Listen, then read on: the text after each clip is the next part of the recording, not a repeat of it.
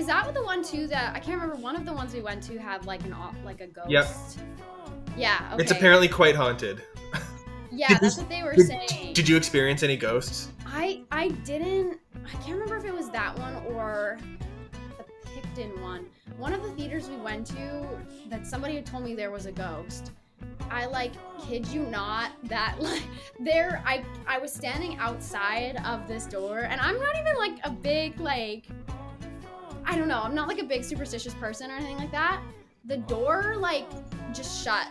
I was standing away from it and it just shut by itself. Hard press. And so I'm praying that it was I don't know, a draft or something maybe, but it just shut. And I was like, okay, that's a bit weird. Let's go up to the next venue. The stage and let's get out of here.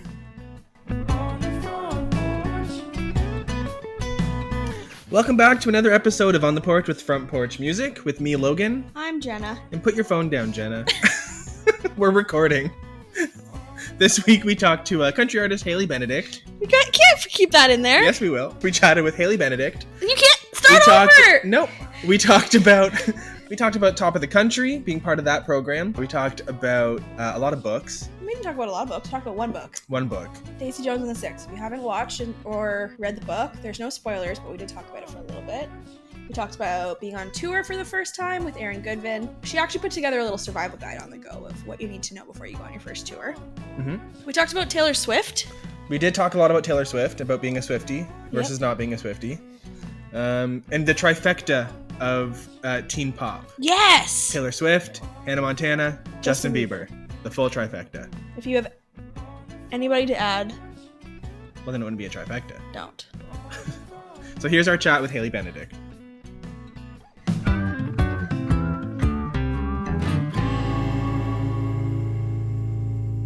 So we're here with Hailey Benedict. Hey, Hailey. Hey, what's up? How are you? I'm doing really good. How are you both doing? Good. Top shelf. Well, Jenna's not top shelf today after last night, but that's okay. Oh, no. Yeah, so thank you for joining us on The Porch. We haven't had you on The Porch podcast yet, so welcome. Oh, thank you for having me. I'm so stoked to do this with both of you today and have a good little Saturday morning chat. Hooray. I had to get you out of bed for this. Yeah. Sorry. Yeah. Oh, man. No weekend sleep-ins. No, it's worth it. It's worth it. Well, let's get right into it. Why don't you introduce yourselves to us a little bit? I mean, we know you fairly well. Jenna and you know each other better than you and I do. But why don't you tell us a bit about yourself, about where you're from, how you got into music, all the things. The usual suspects. Yeah. Yeah, the usual things. Yeah. So my name's Hailey, and I kind of got into music. No one in my family was musical, so it was very random that I got into it the way that I did. I was a music lover always, so I listened to music all the time. Taylor Swift was my icon, and I watched Hannah Montana and all that, and so I got really inspired by them, and I wanted to start singing and writing my own songs. And so one year for Christmas I got a Hannah Montana guitar. Cool. And then a little voice recorder that I would bring with me to school, and I'd sing, because I was always just making up ideas all the time, and so I'd bring it to school and I'd sing in my little voice recorder. And then I just kind of fell into it and started writing more and performing more, and over the years got to do some pretty cool stuff. And the music, I can't shake it out of me. I mean, I've done really nothing else since I was 6 till now, and I don't know, I can't ever see me doing anything else. It's kind of scary to think what it would be like if I had to do something other than music, because that's been my entire life. I bet. So how old would you have been when you got that Hannah Montana guitar?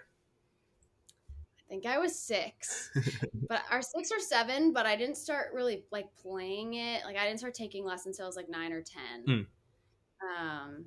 Yeah, so I just kind of had it around, and my grandpa played guitar by ear, so he would kind of show me a little bit of the basics. And then I did some summer camp lessons and got to put that Hannah Montana guitar to good use. You get the best of both worlds. Oh yes. Oh, I had that playing all the time. I also had the little CD things you could walk around with, and a little iPod Nano, and I was 24/7. My sister and I were very obsessed. It makes me feel good that Discmans were around in your time. Oh It doesn't yes. make me feel Yes. so old. Barely. See, I didn't know what it was called, but I was like those CD things that you bring with you. Yeah, it was around. That was my jam. That and then the Taylor Swift record and Justin Bieber. I also had Justin Bieber on there. Oh well, yeah, that's Yeah. like the trifecta of teen pop from like back then, like Taylor Swift, Yes. Hannah Montana, and Bieber. Yeah, they raised me. That's really cute. That is adorable.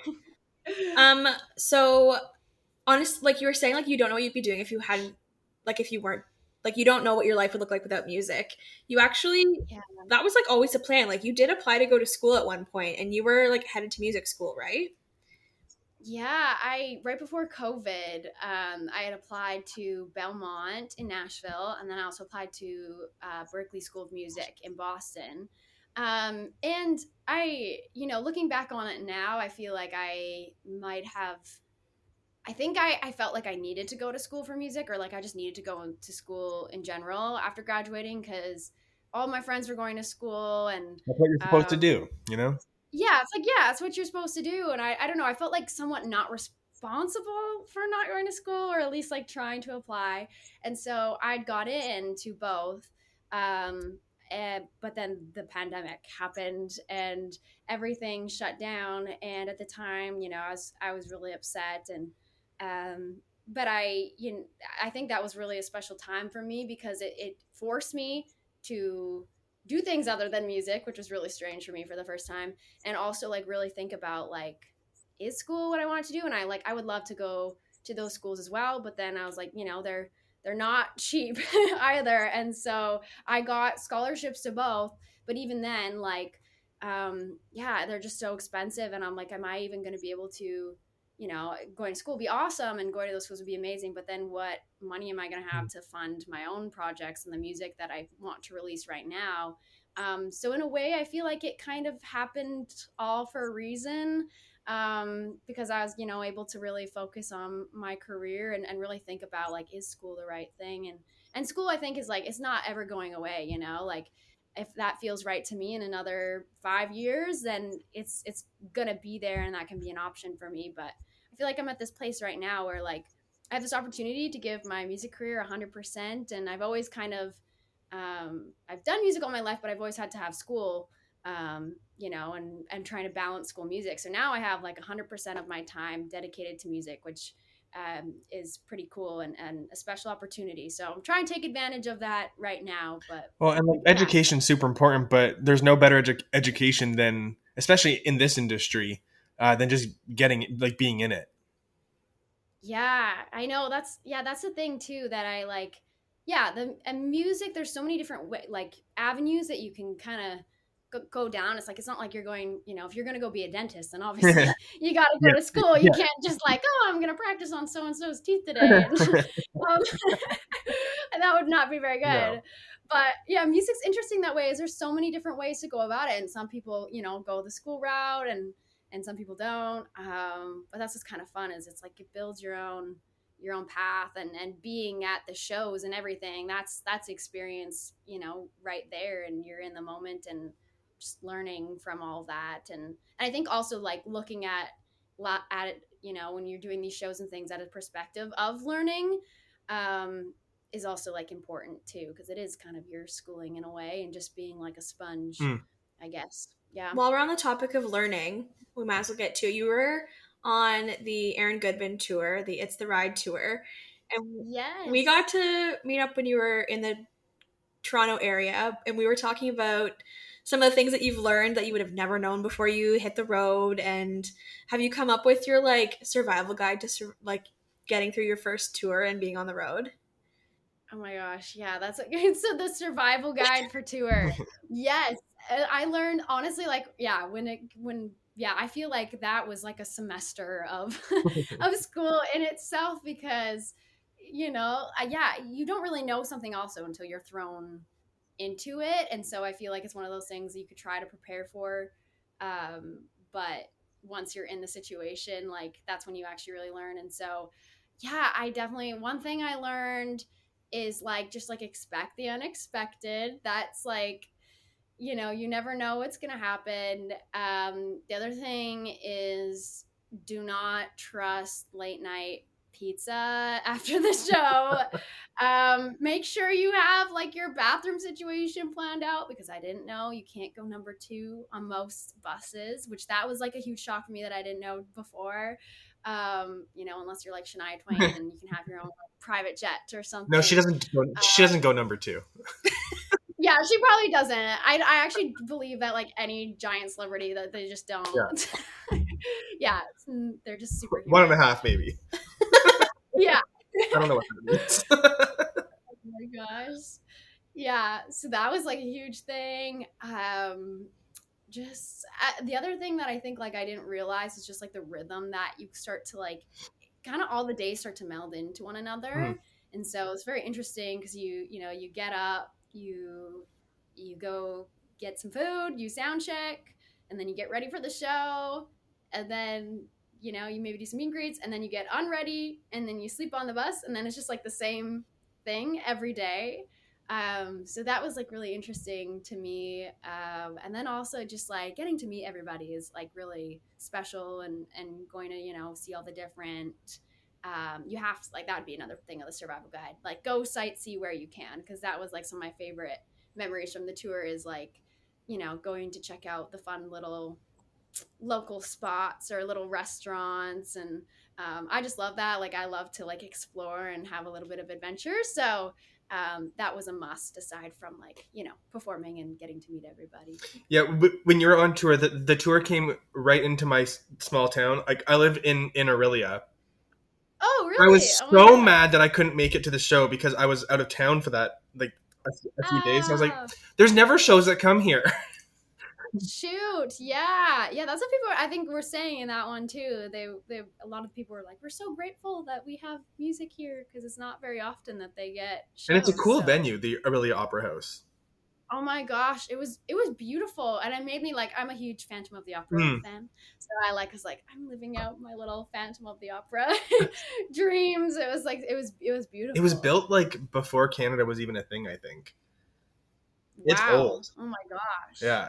That's crazy. What's one thing you didn't know you needed to bring on tour that you're glad you brought, or you had to get? So, ooh, okay, yeah, I'd say so. One thing, I brought a heated blanket, and that came in clutch. I used that while I was in my bunk, because the bunks have plug-ins, so I'd plug in, because sometimes it can either get really hot in the bunks or it's like really cold, and I'm usually always really cold. So I brought that. And then the other thing that I ended up getting for the second leg, the first leg I got earplugs. The earplugs didn't do very much.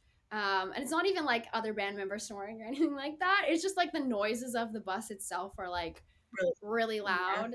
Yeah. And so the second half, actually my mom surprised me with some AirPods as like an early birthday present, because she knew I was having a bit hard of a time sleeping. And so I had the AirPods for the second half, and like I would just put on like sleep music when I'd go to bed, and that helped a lot. And like I felt like I could like get a full night's sleep, because it's not the movement, it's just sometimes like the rickety sounds of the bus, or like the generator sometimes going can be a little bit loud. So yeah, that definitely came in handy. How nice was it to sleep in your own bed the first night home? Oh my gosh, it was so nice. I mean, I love the bunk too, because it's kind of like, it's like a little like cubby fort. Like it's kind of fun. But it's just like nice to be able to like spread out. I don't even know like how like someone, like I'm 5'5", so I'm not, I'm like average height.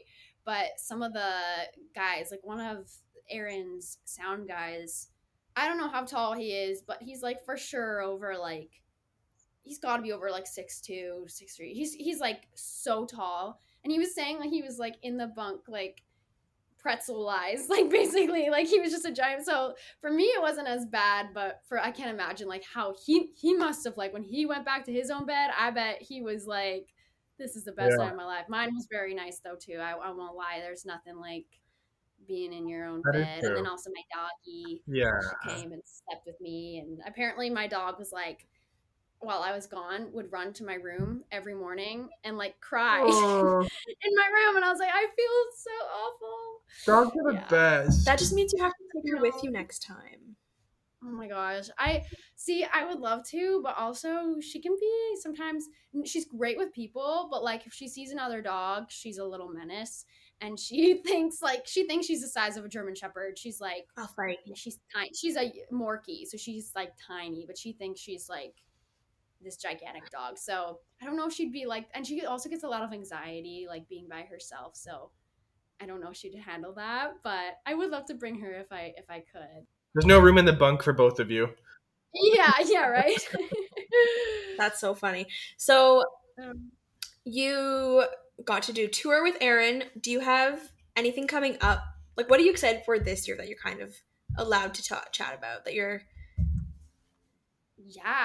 recording new music, so Yay! I'm really excited about that, and being part of this top of the country. Let's talk about top of the country. Yeah, I'm super stoked about that, and so many wonderful artists part of that. And what's cool about that competition is just being part of the top 8 gives you the opportunity to, record a song and a video. So that's huge, and I'm really stoked for that. And then I'm also going down to Nashville for a few weeks, and I'm very excited for that. I'm doing some writing, but then I'm also kind of indulging because I'm gonna go see Taylor Swift. Oh yeah. Eras tour. Are you Yeah. gonna die? Yeah. Oh, I don't think I will survive. I think, I'm so excited. Me and my sister are gonna go together, and then it's also like my 21st birthday a few days after that. And I didn't really get to do my 18th birthday because of COVID, so I feel like it's gonna be like a makeup. Oh, that'll be so 18th. fun. Yeah, I'm really looking forward to it. And May in Nashville is like, Peak weather. it's just so beautiful. The weather is like perfect, so I'm very, very excited. And then me and my sister are like having to plan like, because for the Taylor Swift concerts they got the outfits, right? You have to plan like, so now we're like trying to decide like what era do we want to dress up at, all that. So yeah, so I'm partly down there for work, but also partly down there just to enjoy. to have Has fun. your sister been to Nashville with you before? She has. Yeah, we went down actually right before the pandemic when I was auditioning for the schools. We like went as a family, and like sometimes I think that she's like a bigger country music fan than I am. Like she's obsessed. And so I was like, Kenna, like you gotta come down to Nashville. Like I was just thinking like before we went on that trip, I was like, we gotta make sure Kenna goes down because like I just knew that she would love it, and yeah, she did. So she's very excited to come back now with me, and like now I feel like because this will be like my 6th time down there, I think now 5th or 6th, and so now I know of like all the like little local fun restaurants or spots, so I can't wait to take, or like little shopping places, so I can't wait to show her to that because the last time we did more of like the touristy kind of things. Yeah, so now I know like all the little places, so I'm excited to take her to that. And she loves that kind of stuff. And I mean, Nashville's such like an infectious environment. You just want to be out all day and checking stuff out. So I'm going next week. You're going next week? Mm-hmm. Oh, how long? Just for 7 days. And she's already crying. I'm so excited. Oh my gosh. Do you have any shows like planned that you're... Well, my friend that I'm staying with, she has 2 shows that she's playing, so I'm going to go. Ooh. And I'm staying with her, so I obviously have to go.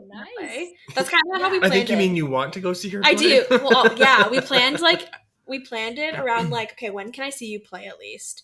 So she's in the listening room, so I'm excited. Oh my gosh, that's amazing. Yes, and then we'll see. I'm also going to work down there, so lots of stuff to do. And it won't be so hot. Last time I went, I remember we were hot every single day. It was in June, the end of June. It was just the heat wave that was like everywhere. It was so hot down there. The locals were like, "This isn't normal. This really isn't normal." We were like, "Yeah." But hot Nashville is still Nashville, like yeah, you know. Yeah. Yeah, the summer gets like unbearably hot. Like I remember, I don't know what it is in Fahrenheit, but it was like 40 degrees when I went down last July, and like 40 degrees or higher, and I'm like, oh my. I mean, I got COVID down there, so I couldn't Oh go out no. anywhere last year when I went. Yeah, I was kind of a little bit of a failed trip, but so I wasn't outside, but I was like, oh man, like yeah. When it hits a certain point like that, it's like it's kind of you can't even really go outside. It's like it's way too hot. Mm-hmm. I mean, I mention this almost every episode, but I've never been to Nashville yet. Logan, what you doing? And I hate myself because of it. Why don't you tag along with Jenna? Well, because she makes trips and then doesn't tell me, and she's like, by the way, I'm leaving. Come with me. I'm like, well, it's a little last minute now. Oh, well, maybe like I don't know. Maybe there's like a flare, flight you can find. Perhaps. That's how I'm getting. I was supposed to go March of 2020, and then like that got canceled for some reason. For some reason. Oh, I wonder why. So now I just haven't rescheduled, but I gotta. Oh my gosh, yeah, you need to. There's so much fun stuff down there. There's also just like there's so many parts to Nashville that I think there's like something for everybody. That is so true. My grandmother asked, I booked my trip sitting beside her, and she's like, I want to come. And I was like, maybe not this time. Maybe we can go down in the summertime and have a long weekend trip, and she'll want to go on those like bus tours or something. Yeah. Like I'm not going down there for that right now. And she's like, it's fine, I'll just come down and not tell you. And I was like, awesome. Okay. Awesome. Grandma takes on Broadway. Oh my god, Grandma's on Broadway. She is a wild woman. She is so much fun. She'd have the best time. Get her on one of those electric scooters. Imagine Grandma's on the scooter. Oh my gosh, yes. I can see it. I actually can too. She threatened to come to Alberta to the CCMAs because she wasn't invited. And I was like, you would not want to be here for that long, because I went out way before the CCMAs. I was like, you wouldn't want to come out. She's like, I want to come. And I was like, you know what? They're in Hamilton this year. I might get her down for like the day or something. That'd be so nice. So she can experience why she doesn't want to be around. Like she'll see why she doesn't want to be there. She should like do like the media row with you guys. And she should like like interview artists. That would be amazing. Means I don't have to do it. Evelyn, oh my god, Evelyn on Media Row. And just sitting in the rocking chair? Yes. Yeah. I think it needs to happen. Would have the best time, honestly. She's so funny. She's so funny. Oh my god. That's so cute. I'd probably embarrass her. Like, she's cooler than me for sure. Oh yeah, that's my grandma too. She's very, or we call her Granny, but yeah, she's very, yeah, she's got like just an amazing personality, and like they're just quick. Yeah. It's like, yeah, it's like this thing. It ages like fine wine, like their personalities and their like just wits. Oh my god, I know, it's amazing. Grandma, you're not coming. If you're listening, you're not actually coming. No way. No, she should. I showed her how to listen to the podcast, and she did it twice, and then was like, "This is too hard. I'm not doing that." And I was like, "I don't want to listen to you talking the whole time." I'm like, "That's the whole point." That's what a podcast is, Grandma. Grandma, we need the streams. I have a video of her going, "Don't fucking ask me. I don't know what that is. What's a podcast? I don't know." That's too good. Didn't one of your TikToks or something, was it of your grandma that like went viral? Mm-hmm. That's amazing. I had to make it private, the TikTok. I'm like, really? I'm so popular. I had to put it private. Oh my god. Yeah. No, listen. As when you don't have a purpose behind going viral, and it's just like it actually becomes inconvenient. My phone, I had my notifications turned off, but I could feel my phone being hot. And then I'd go to like try and watch TikToks, and there would be so many updates. Like I would get so many notifications. I was like, I can't do this. This is the most unrelatable topic. I went so viral. It was so inconvenient. It was insane, and it made it quite far across the world too. So it was just when it got somewhere new, it would like spark. I made the video private. How many people have watched it now? 3.3 million. Oh my god! So I made it private, and then I thought like the buzz would go away so that I could leave it. I made it unprivate. Nothing happened, and then one day, one random day, weeks later, it had like 200,000 new views over one night. And I'm like, where the did this come from? So I had to make it private again. I couldn't. It's so nuts. That's crazy. It is. TikTok is a wild world. It's a wild, wild west. Yeah, It really is. You have some good. it is. You have a whole like following on TikTok. Yeah, I mean, yeah, I've lucked out, and I, there's like there's a great community there, and I know there's a lot of talk with stuff right now about, it possibly going away, and if it does, like, it honestly just makes me more sad than anything, because I feel like that platform has been a place where it's been like a safe place for me to experiment and try things I normally wouldn't, and like when I started on TikTok, it kind of just started as I didn't tell anyone I had it. And so I just was like, I'll just post whatever I want because no one's following me. No one knows I'm on here. And so I just like experimented with a lot of different stuff. And that's what just made it so fun. And I still feel like that, like the community on there is very supportive. And Oh my and god, you have most a lot of views on these videos. Yeah. Speaking of the Hannah Montana guitar. Oh, yes, I featured it. We're gonna reshare that when we share this episode. Oh, please do. So Yes, cute. yeah. It's gone now because my mom sold it on Facebook Marketplace a few weeks ago. But I have it memorialized on a picture. That's so funny. But yeah, I really love the platform, and yeah, most of my audience isn't even from Canada. I think like 60% of my audience is all from the United States. So like, just like introduce me to a whole new market, and like same thing. Like you never know where a video is gonna Land. take off or land. And like, yeah, I've had people like I've had one video that did like really well in Germany for whatever reason. And people are tagging Germany creators, and like I had to translate all the comments because I mean I didn't know what they were saying. I was like, hopefully it's doing good. Like hopefully it's like nice, But that's what's so cool about it. And no other platform I've, been able to get that reach, or even though I go on live quite a bit on there too. And my favorite thing is like asking people where they're tuning in from, because they'll be like, oh, I'm going to bed right now, even though I'm doing the live at like 9 a.m. They're going to bed somewhere on the other side of the world. And yeah, it's a pretty cool platform, and I really hope that it stays, or that there's maybe something equivalent to it. But yeah. Do you like the comment section? Like, how does the comment section affect you? Because like social media can be a real great tool, but it can also be a mental health disaster, especially in the comment section. And when you do have such high views on things, like there's a lot of people who just want to be assholes. Yeah.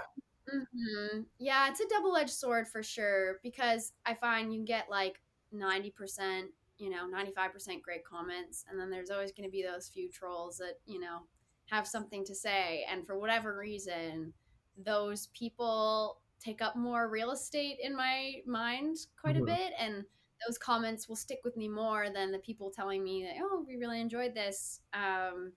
And so, yeah, there's been like, for me, I've kind of like had to detach myself from that a little bit, or like kind of like, yeah, take what they said and almost like put it in a box and be like, hey, that's their issues and whatever they're sorting out. And for whatever reason, they're taking it out on me. And my other thing, like I like to do is respond to them, and not in a like a mean way or anything like that, but in a really kind, and I just believe you just spread kindness wherever you can. And a lot of the times I find that when people comment mean things, or things that aren't nice, they don't realize that you're gonna actually see it. And a lot of the times they don't think people read it. But I found a lot of times when I respond to people, they're like, oh my gosh, I'm so sorry, I never thought you'd actually see this, like I was just like bored, like, and I'm like, okay, see, like, and I'm like, no, but like it does affect people, and people do read it and they do see it. But it can be really challenging, and it's like, sometimes it's prevented me from like making content too, because I'm like, oh, I'm worried what people say, or like, I love playing electric guitar. But for whatever reason, you get a girl playing electric guitar, and some people really have some strong opinions about you're playing all of a sudden. And that's when for me right now, is like, I'm not like by any means like the world's best guitar player or anything like that, but I've always just liked to just share my progress and my journey with it. And it's not perfect, but I just like sharing that on TikTok. And sometimes when I'll get a comment or whatever that says something, I'm like, oh, like, I'll be like, oh, I shouldn't share this now because it's not perfect, or like, oh, like, I haven't mastered it yet, so why should I share it? And all these people, like, I'm worried. But then I was like, you know what? No, like, no one is perfect, and we all have to start somewhere. And majority of my followers and people enjoy it, and so now I've kind of used it as fuel for me to like get better. And yeah, and I What just are those can't trolls control it. doing with their lives? So just get out of here. I know, and that's the craziest part is like sometimes like I had one guitar video that I posted and I missed like one note in the riff, and this guy had said something about girls shouldn't be playing guitar and you missed a note and blah blah blah blah. And but the crazy part to me was I tapped on his account and he was a guitar teacher, and I was like, What a dick. you're cutting down the very students that you would be teaching. Like, so it's just, yeah, it's interesting, but I just don't think people realize the impacts of your comments, and like words matter. And that's why I think it's so important to just be kind. And like, I'm always up for someone saying, hey, I think you missed a note, but keep going. Like, positive encouragement. And I just think like, yeah, for the internet, as the creator, you kind of have to separate things, but also just as a viewer and commenter, we all have to like do our part to just be kind. Just be nice to each other. Yeah, I feel like that is a hard thing to do. Be nice to people, Jenna. What? Jenna's very nice.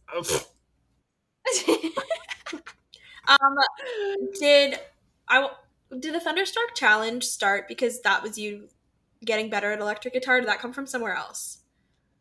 Yeah, it started because it started as like a personal goal, because I was like, let's take a step back. What's the Thunderstruck challenge? Oh, yes. So I basically did this challenge where I played Thunderstruck, like the main opening riff, faster and faster every day. And so I'd learned how to play Thunderstruck, like basics. Like I hadn't had it like mastered yet, I guess.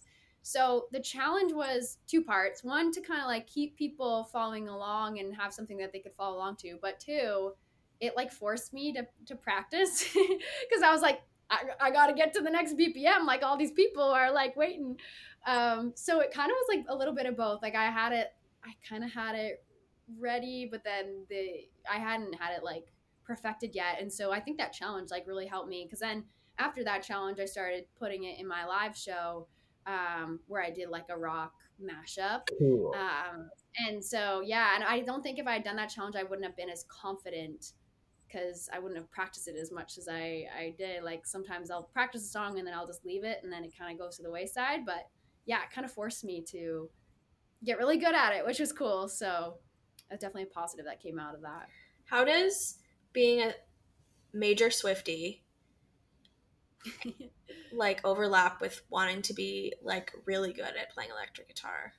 Because I feel like her music is not as guitar heavy. Yeah, I think what I love about Taylor is she's like has this way to connect with her fans, and she does things that are like out of the box and a little bit like unexpected. And for her, I think like her biggest strength is like her songwriting and how her songs connect to people. And she's really honed in on the fact that's kind of what's made her. I mean, there's multiple things that made her huge throughout the years, but that's been kind of her core, what's made her special as an artist. And I think every artist kind of has you have to have something that kind of stands out. So I think for me, kind of trying to hone in on the electric guitar is kind of like that thing to kind of separate me or make me a little bit different. Like Taylor kind of has her songwriting, but yeah, that's an interesting question. I just thought about the top of my head. I was like, what do Taylor Swift and electric guitar have in common for you? Because that's so funny. Yeah, I know. Yeah, and more than one kind of music. It's just the two things that come to mind when I first think Hailey B. I'm like, major Swiftie and really effing good at electric guitar. So. Oh, thanks. Yeah, it's funny. They're kind of two separate things, but I mean, Taylor's got a little bit of like a rocky kind of sound to her too. There's the 1989 version of "I Knew You Were Trouble." She plays like an electric. I mean, she doesn't solo or anything, but it's like they kind of did like a rock arrangement of it. Ooh. Yeah, highly recommend if you haven't seen it. It's really good. Yeah. So she did some of those kinds. We spent a lot of time talking for our Women in Country Spotlight about how much she loves Taylor Swift and how much I think Taylor Swift is she's good, but I just don't I'm not a Swiftie at all. I wasn't a Swiftie really at all. I mean, I'm not really her target demographic, but you don't have to agree so quickly. We get it. I'm old. No, I wasn't really like a total Swiftie. I really respect her songwriting, but I went to go see her perform when I forget what tour it was. When I was in radio in Ottawa, and I was like, oh, I get it. I'm now a fan. Yeah. Like, she puts on one hell of a show.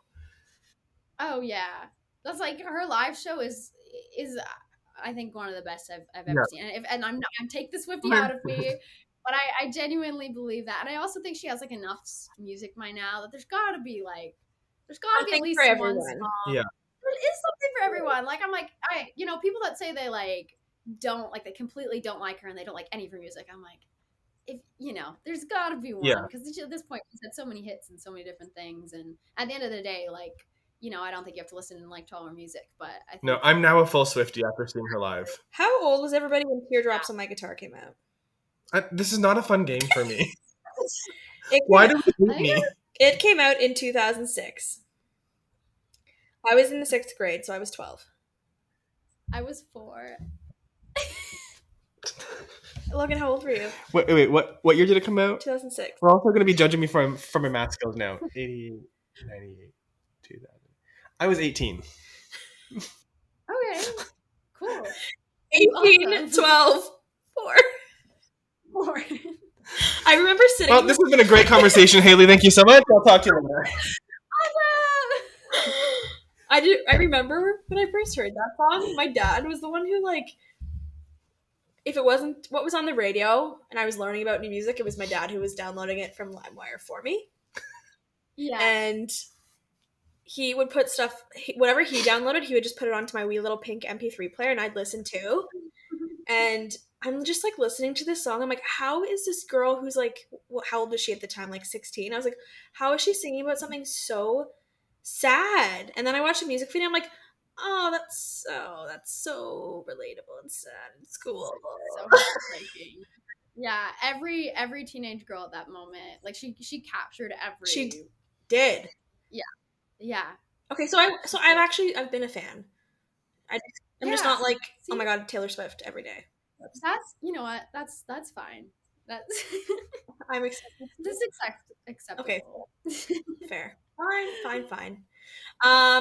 Okay, so you mentioned earlier you're working on recording new music this year. What are you excited about for your new music versus you have about 4 or 5 songs out previous? Yeah, I think something like that. Yeah, it's so the stuff previous, it's kind of cool because I've been releasing music since I was 12. So I kind of have a lot of different, I feel throughout the years kind of been able to follow what I've done. And Wanted You To was my last one. And I loved Wanted You To just because it was super upbeat and poppy and fun. This new music, though, I feel there's a lot more depth to it and some stuff that I've been working on that's really exciting for me as a songwriter as well. I've especially over the pandemic, I've written more than I probably ever have in my life, and been able to work with some really cool collaborators, and people have just been way more open, I find, to writing now over Zoom after the pandemic, which is kind of something beautiful that came out of that. So I'm really excited for kind of just this getting to kind of show more of me as a songwriter as well, and some stuff that's got a little bit of some grit to it, I guess. Yeah. I love that. That's exciting. We've heard some of it live. If you were on the Aaron Goodvin tour, you played some of your new music. So it's super exciting. Do you have a favorite? Does one stand out that you're excited to record more or most? There is one. Well, there's 2 that I that I have demoed that like I love. And so for those ones, I want to make sure like they have the best chance possible. So they're kind of like sitting. But like I think my mom and sister also love those ones a lot too, and they play them in the car. But like I like have it like fully like fleshed out of like what my music video would look like and what how I would arrange it live and everything.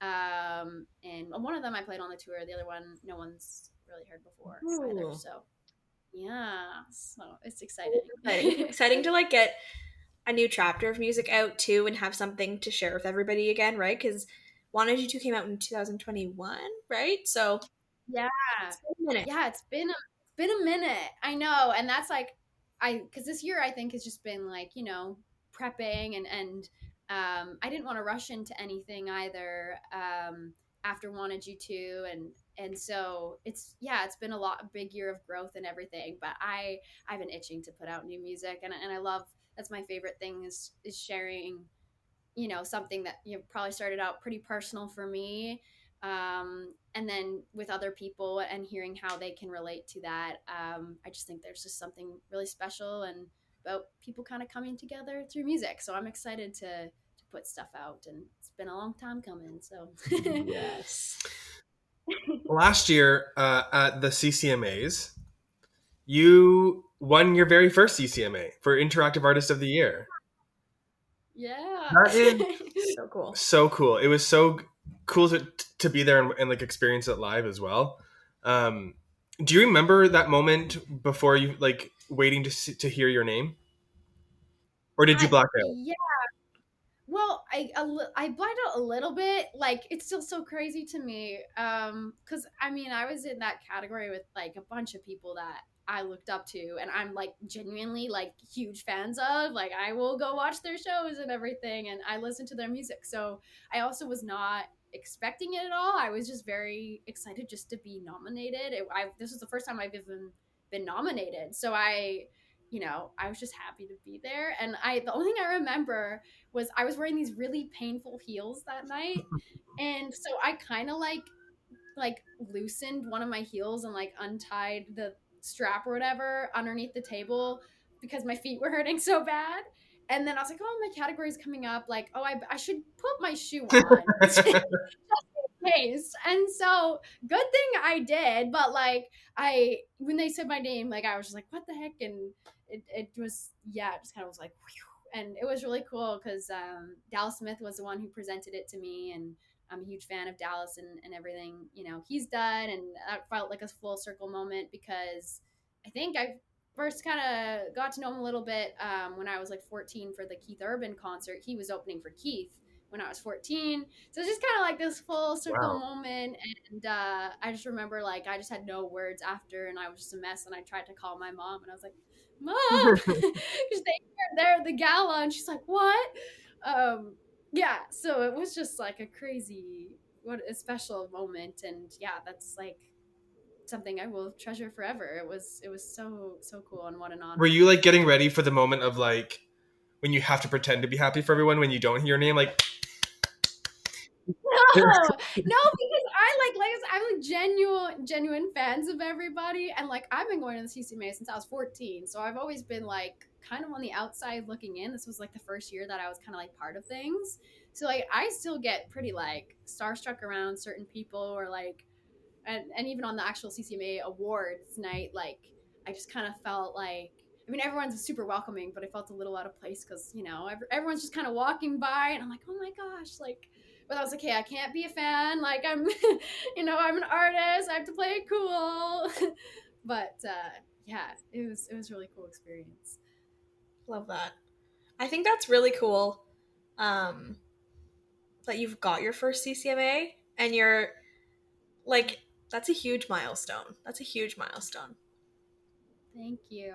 Yeah, it was a huge accomplishment, and especially it was for interactive artists, so that felt really special too, because I've put in a lot of work for my social media and connecting with people, and then that also wouldn't happen without all the fans and everything, and that was like one thing over COVID because I was like, oh man, what am I going to do? Like, there's no live shows, there's nothing. And I was like, the only thing I have is social media. So I just like put everything into that. So that was also nice to kind of just be recognized for the work that I did, you know, just trying to connect with people and share my music over the pandemic. Yeah, man. It's insane. Yeah. Okay. Let's talk about what we really came here to talk about today. Daisey Jones and the Six. Yes. So you have like no clue whatsoever at this point, which is fine. No, I'll be sitting on my phone for the rest of this conversation. But what? Before you went on tour, you had a little question box on your stories, and it was like book recommendations for tour, I think is what it was. And I was like, you have to read Daisey Jones and the Six, and you're like, oh my god, I already did. And we were like obsessive immediately. Yeah. I tried to convince somebody else to read this book for so long. My brother's girlfriend finally did. I woke up to messages one morning, and it was like, oh my god. And I was like, I told you. It's life-changing. Literally, oh my god. It's so good. And I got recommended it from my boyfriend's sister, and I was like, she's like, no, trust me, because I was like, oh, I don't know, it's like, it's written interview style, which is so like hard to follow at first. Yeah, and she's like, just trust me. So I was like, okay, and I read it, and I loved it, and I fell in love with the whole world. And so then when I heard it was becoming a series, because I read it over the summer, so I was like, oh wait, that's like, it's becoming a series like pretty soon, and I can't believe now it's already done, and I'm very sad that the series is already over. Me too. I'm so sad. But I thought they did an incredible job, and I thought it was so, like, they captured the characters so well. The actors were so talented. The music was, like, so good. I just now I want to be living in the 70s with Daisey Jones and the Six. I mean, they had, like, major drug addictions, but that's okay. Yeah, I was going to say, maybe not, like, participating. Yeah. Jeez, it's not a real brand for me. But, like, the music, like, I would pay to go see them live. That's what I'm saying. Let's tour. Let's go. I know. There's been talks, like, the cast is kind of like, I don't know if you've seen any of the interviews or anything, but yeah, them talking about how so many people want to, and they're like, we'd be up for it. I'm like, isn't that nuts? Are you like, let's go. Yeah, I would pay to go watch. I would pay too. I loved the album. I thought they just did a really good job. And then the Maren Morris version. I know. I was dying when I saw she was. I'm just sitting here so not sure what's happening. I couldn't believe it. Well, Logan, this is what needs to happen. You need to read the book, and then you need to watch the show. And then we'll come back to this. And then we'll come back, because we'll do a part 2 and then debrief. My dad watched the whole show. Did he love it? He did, yeah. And I was like, I don't know, because, you know, sometimes when I tell my parents shows, they'll be like, eh. But, and I wasn't sure if my dad was going to like it or not, but he loved it. He was actually watching The Last of Us at the same time, and I was watching that show great too.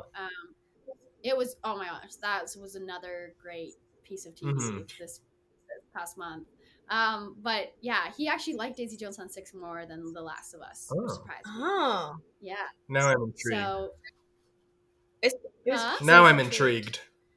Yeah, you should. If you're not gonna read the book, if you're not a reader, then at least watch it. Because it actually didn't ruin the book, eh? Like, I wasn't mad about any of it. I loved it. And like we said yesterday, great job. We needed more. Yeah. We needed more. Oh my gosh, what I would pay to give, like, but I'm like, you can't get another season. There's no life after it. Yeah. It was really well. This is not a sponsored episode. We'll be mourning mourning the end of this for so long. Oh yeah, I was bawling last night. Like, I was like, emotional damage. The end, it gets you. Ugh. Yeah, it was more painful to watch the end on the show, in my opinion, than it was reading. I was just so shocked I was sad. by the end of the book. I was like shocked, like, how it ends. I was like, who is interviewing these people? What? And that I was just so distracted by that.